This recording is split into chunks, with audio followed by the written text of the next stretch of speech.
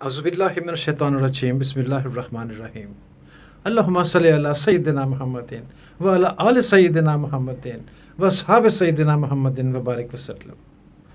پورے 11 مہینے بعد 1 مہینہ ملیا ہے، 1 مہینہ اپنی ٹیوننگ، اپنی ڈینٹنگ پینٹنگ، اپنی ریپئرنگ، اپنی اصلاح واسطے اینو اسی اینج لنگا دئیے۔